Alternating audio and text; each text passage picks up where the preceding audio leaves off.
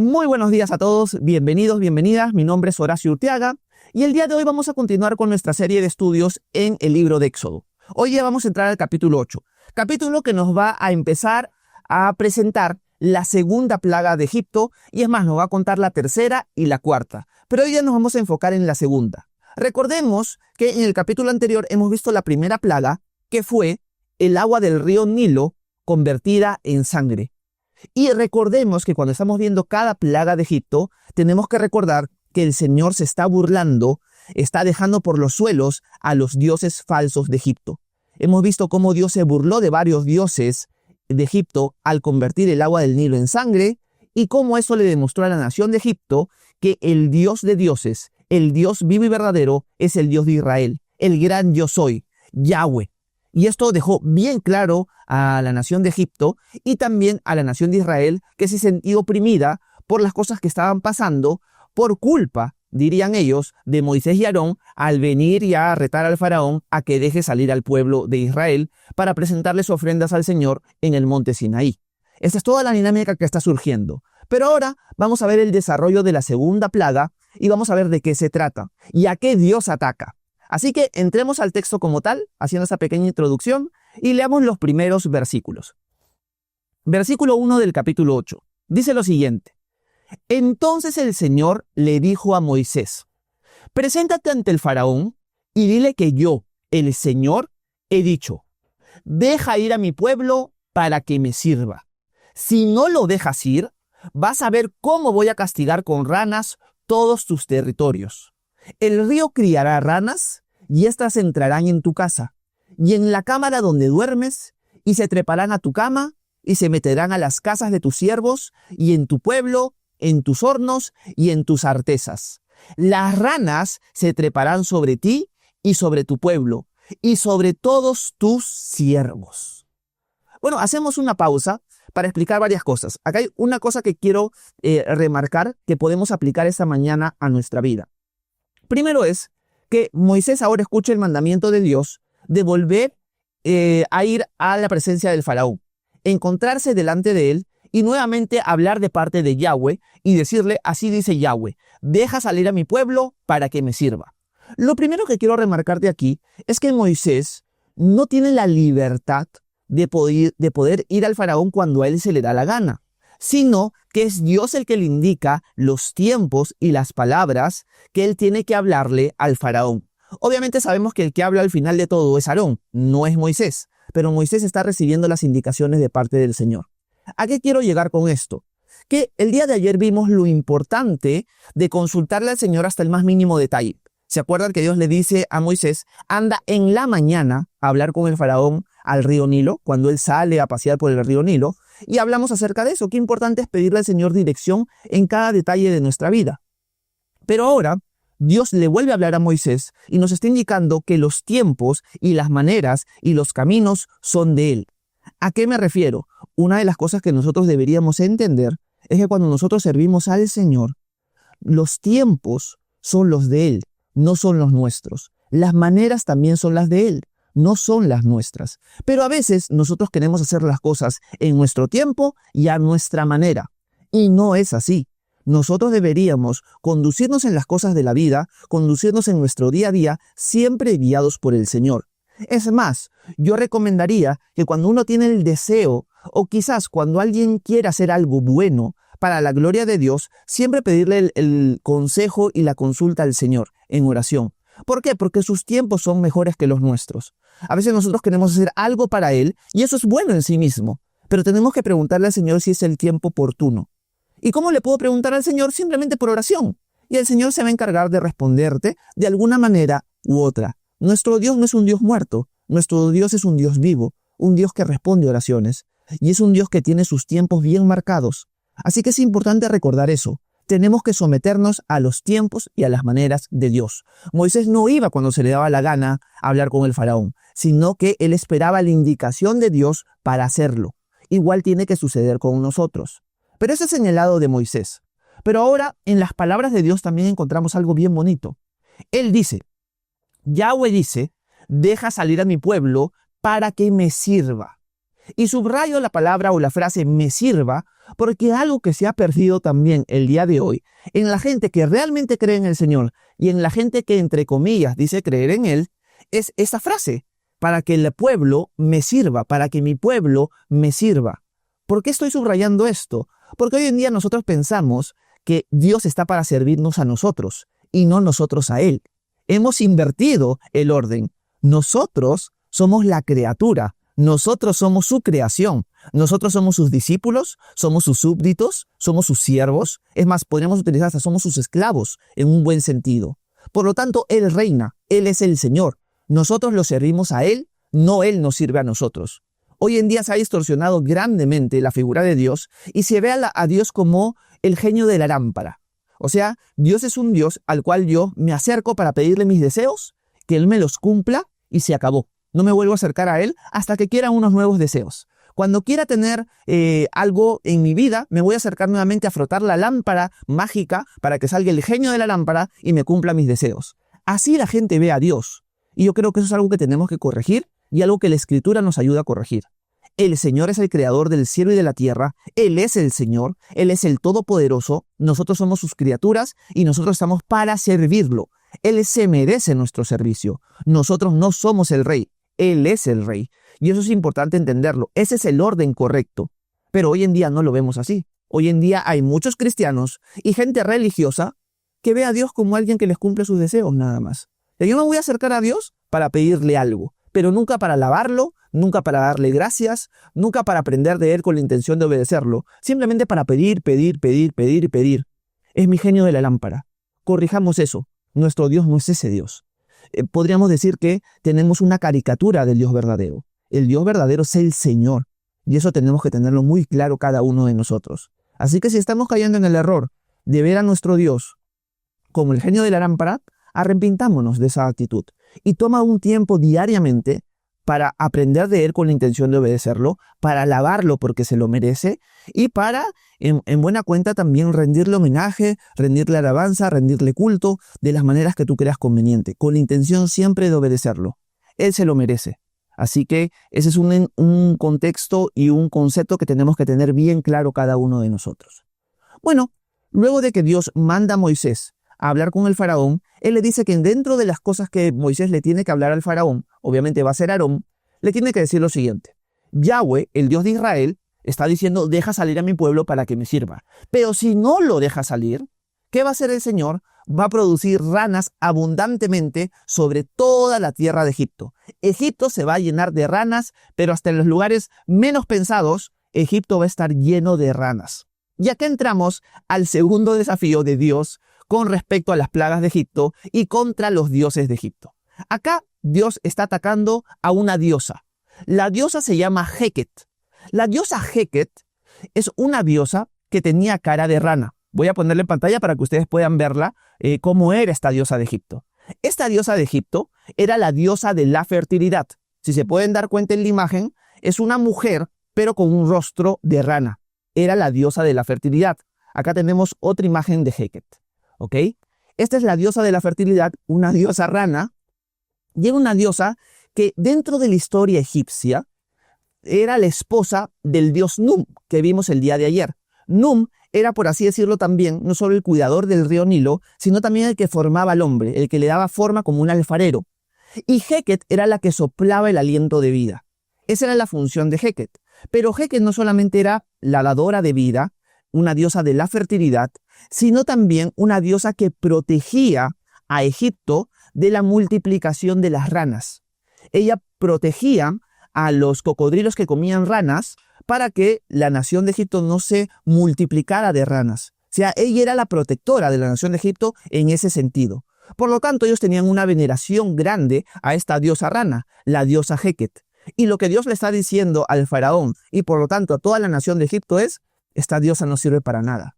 Si ustedes no me obedecen, si ustedes no me reconocen como el Señor y no me dejan a mi pueblo salir para que me rinda culto y me sirva, yo voy a multiplicar Egipto de ranas abundantemente por cada rincón de Egipto. Por lo tanto, la decisión está en sus manos. Realmente no nos dice el texto la negación de Faraón. Es como que Moisés no lo escribe acá. Moisés lo obvia Pero vamos a ver que al caer la plaga sobre Egipto es que el faraón se negó a dejar salir a Israel de Egipto. Y vamos a ver qué sucede a continuación. Cuando el faraón se niega, Egipto se va a llenar de ranas y la burla va a quedar bien marcada contra la diosa Heket y contra la idolatría de los israelitas, perdón, de los egipcios en este pueblo o en esta nación. Así que vamos al texto como tal y veamos qué es lo que sucede después. Versículo 5. El Señor le dijo a Moisés: dile a Aarón que extienda la vara que lleva su mano sobre los ríos, arroyos y estanques y que haga subir ranas sobre la tierra de Egipto. Aarón extendió su mano sobre las aguas de Egipto y subieron ranas que cubrieron la tierra de Egipto. Pero los hechiceros, versículo 7, hicieron lo mismo y con sus encantamientos hicieron venir ranas sobre la tierra de Egipto. Entonces el faraón llamó a Moisés y a Aarón y les dijo: ruéguenle al Señor que nos quite las ranas a mí y a mi pueblo. Entonces dejaré ir a tu pueblo para que ofrezca sacrificios al Señor. Y Moisés le dijo al faraón: dígnate indicarme cuándo debo orar por ti, por tus siervos y por tu pueblo, para que las ranas se aparten de ti y de tus casas y que se queden solamente en el río. El faraón dijo: hazlo mañana. Y Moisés respondió: así se hará tal y como lo has dicho, para que sepas que no hay Dios como el Señor nuestro Dios. Las ranas se apartarán de ti y de tus casas y de tus siervos y de tu pueblo y solamente se quedarán en el río.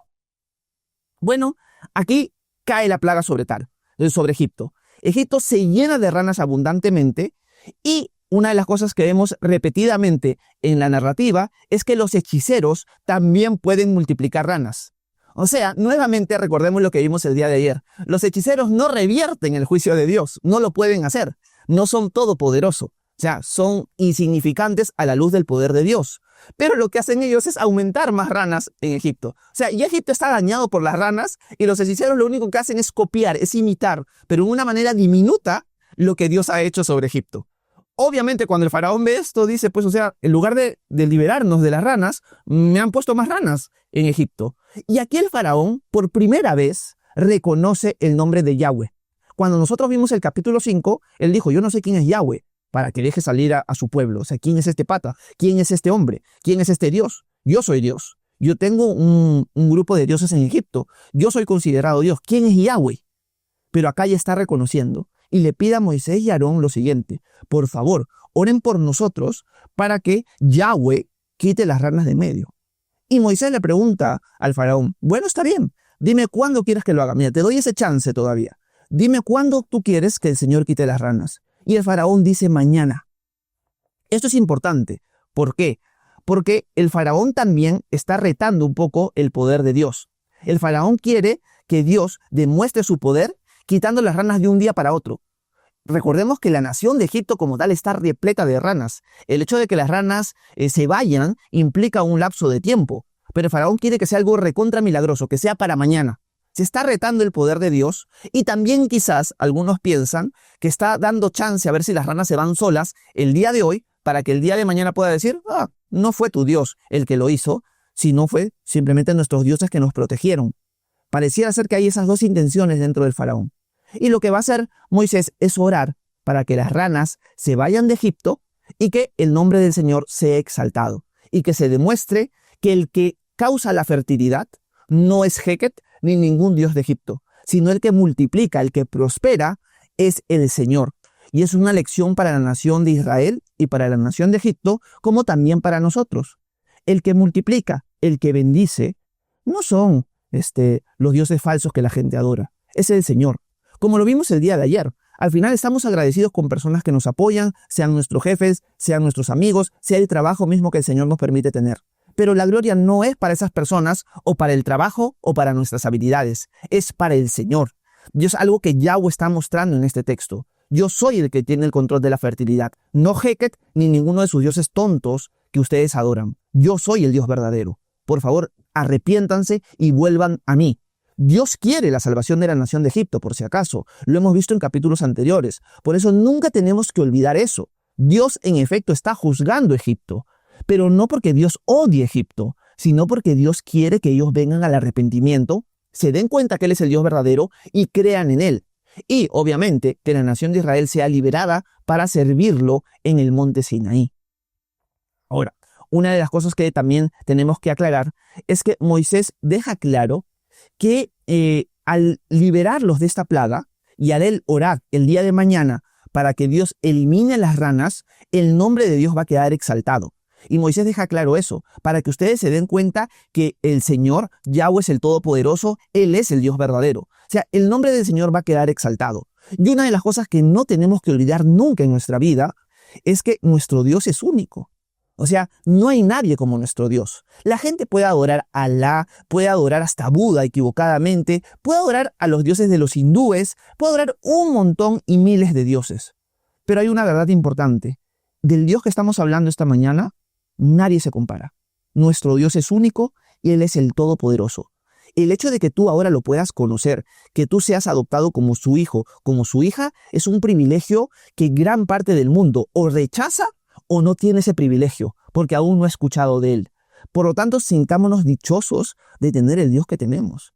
Nuestro Dios es el Todopoderoso. Y me encanta, quiero ver el tiempo como voy, y me encanta porque el libro de Isaías, el profeta Isaías, remarca la grandeza de Dios y que Él es el único y el verdadero Dios de una manera bien hermosa y bien magistral que quiero compartirles con ustedes esta mañana. Quiero poner en pantalla Isaías capítulo 44, los versículos 6 al 20. Vamos a leerlo todo de corrido para que entiendan a lo que me refiero. Miren lo que el Señor dice, versículo 6, Isaías 44. Así dice el Señor, el Rey y Redentor de Israel, el Señor de los ejércitos. Yo soy el primero, yo soy también el último. Fuera de mí no hay otro Dios. ¿Quién puede proclamar lo que está por venir? ¿Quién puede declararlo y ponerlo en orden ante mí, como lo hago yo desde que establecí al pueblo antiguo? Anuncien lo que vienen, lo que está por venir. No temas, no te intimides. ¿Acaso no te lo dije y te lo hice saber desde la antigüedad? Por lo tanto, ustedes son mis testigos. No hay más Dios que yo. No hay otro fuerte. No conozco a ninguno. Versículo 9. Todos los que se dedican a hacer imágenes talladas no valen nada. Aún lo más valioso de ellos no sirve para nada. Y para confusión suya, ellos mismos son testigos de que esos ídolos no ven ni entienden. ¿Quién dio forma a un Dios? ¿O quién fundió una imagen para nada sirve? Miren, todos los compañeros de esos artífices serán avergonzados, porque ellos mismos son hombres. Todos ellos se reunirán y juntos se presentarán, se asustarán y quedarán avergonzados. El herrero toma las tenazas y trabaja con las ascuas. A golpe de martillo y con la fuerza de su brazo le va dando forma. Pero luego tiene hambre y le faltan fuerzas. No bebe agua y se desmaya. El carpintero tiende la regla, hace trazos con lápiz rojo, pule la madera con la garlopa y hace dibujos con el compás y le da forma de hombre y un hombre hermoso para tenerlo en su casa. Tala cedros y toma madera de ciprés y de encino, que son árboles que crecen en el bosque, y planta pinos que la lluvia hace crecer. De estos árboles se sirve el hombre para quemarlos y entrar en calor. Con ellos se enciende también el horno para cocer panes. Además, con esa madera se hace un dios y lo adora. Fabrica un ídolo y se arrodilla ante él. Parte de la leña la quema en el fuego. Con esa parte de la leña prepara un asado y come carne y queda satisfecho. Luego se calienta y dice: «Ah, al ver el fuego entré en calor». Con la madera sobrante hace un dios, un ídolo propio, y se postra delante de él y lo adora, y entre ruegos le dice: «Ponme a salvo, tú eres mi Dios». Esa gente no sabe ni entiende. Tienen cerrados los ojos para no ver. Cierran su corazón para no entender. No se ponen a pensar. No es capaz de razonar ni de entender para decir: si parte de esta leña la quemé en el fuego y sobre sus brasas cocí pan, asé carne y me la comí, ¿con el resto de esa leña voy a hacer algo abominable? ¿Voy a arrodillarme delante de un tronco de árbol?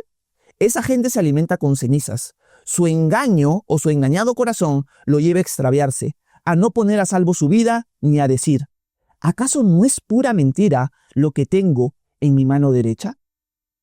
Quería compartir ese texto con ustedes porque es un texto fuerte en el cual Dios está reclamando. Miren la tontería que hace la gente.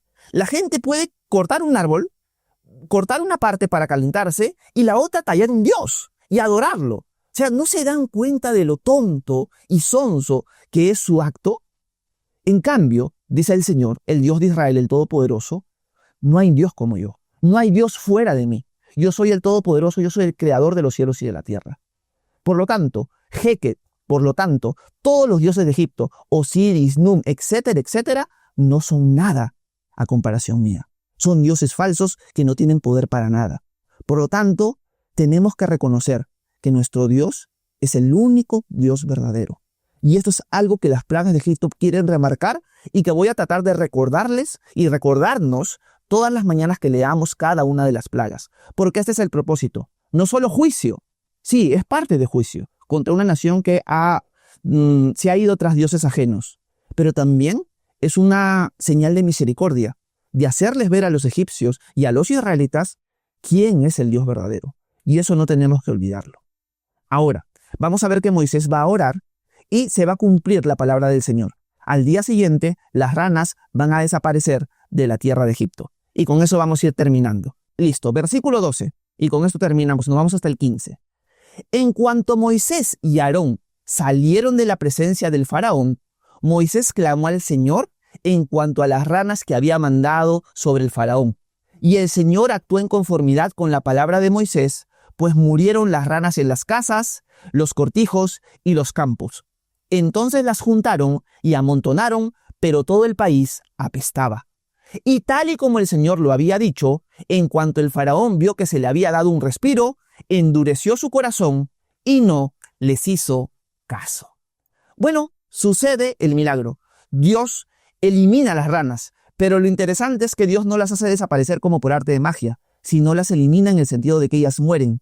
Al morir las ranas y al ya no ser una carga pesada para la nación de Egipto, una de las cosas que sucede es que se empiezan a podrir porque son acumuladas en ciertos lugares y todo Egipto empieza a apestar, recordándole a la nación de Israel que ellos eran vistos como apestados por los egipcios, pero ahora el Señor ha hecho que en Egipto mismo toda la nación apeste por causa de su idolatría y por causa de no reconocerlo a Él como el Señor y Salvador. Por último, cuando ya la nación de Israel ha quedado, no la nación de Israel, sino la nación de Egipto, ha quedado libre de la plaga de las ranas, el faraón, ¿qué hace? Endurece su corazón y no cumple su promesa. Podemos terminar diciendo lo siguiente. El faraón es una sombra de Satanás en el día de hoy. Lo hemos visto en los primeros capítulos. Y una de las cosas que Satanás va a hacer, al igual que el faraón lo hizo en este capítulo, es mentirnos. Es prometernos cosas que él no va a cumplir. Satanás por naturaleza es un mentiroso. Y una de las cosas que hace en este mundo es prometernos un montón de cosas, un montón de felicidad, un montón de prosperidad, pero que al final no se cumplen. ¿A qué me refiero? El mundo de hoy te promete muchas cosas. Si tú llegas a tal nivel, si tú llegas a tener tal o cual cosa, tal o cual fama, vas a ser feliz por fin. Y la gente va tras eso. Todo el mundo busca crecer profesionalmente y no está mal. Todo el mundo quiere ser famoso. ¿Cuál es el motivo por el cual quiere ser famoso? Todo el mundo quiere tener dinero y no está mal tener dinero, pero la búsqueda no es por el dinero en sí mismo, sino por la felicidad. Se busca la felicidad en esas cosas y esas cosas no dan la felicidad. Y Satanás lo que le hace al mundo entero y a los cristianos también es engañarlos de esa manera. Si tú obtienes estas cosas, vas a ser feliz.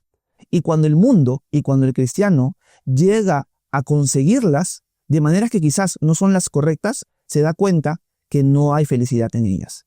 Y mucha gente, es más, muchos famosos, terminan quitándose la vida porque esas cosas no dan la felicidad. En cambio, ¿qué entendemos nosotros a la luz de la palabra de Dios? Que el único que nos puede dar gozo y felicidad duradera, eterna, es el Señor. Es Jesucristo nuestro Señor. Por lo tanto, si tú pones tu confianza en Él como tu Dios y Salvador, vas a encontrar no solamente perdón de pecados, no solamente vida eterna, sino un gozo y una paz que sobrepasa todo entendimiento. Por lo tanto, no seas como la nación de Egipto. No estés inmiscuido en idolatrarte a ti mismo o a dioses que nada tienen. Cree en el Dios vivo y verdadero, en Yahweh, en el Dios de Israel, que se hizo hombre y vino a este mundo a morir por nosotros en la cruz del Calvario, Jesús de Nazaret.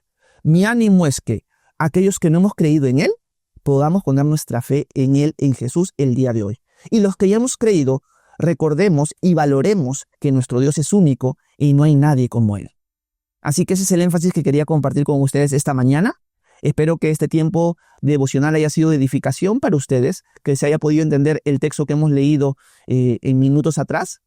Y bueno, si tienen alguna pregunta, alguna duda, algún comentario, por favor háganmelo saber, que con gusto voy a intentar responder sus preguntas a continuación. Muchas gracias por su atención. Que Dios los bendiga a cada uno de ustedes.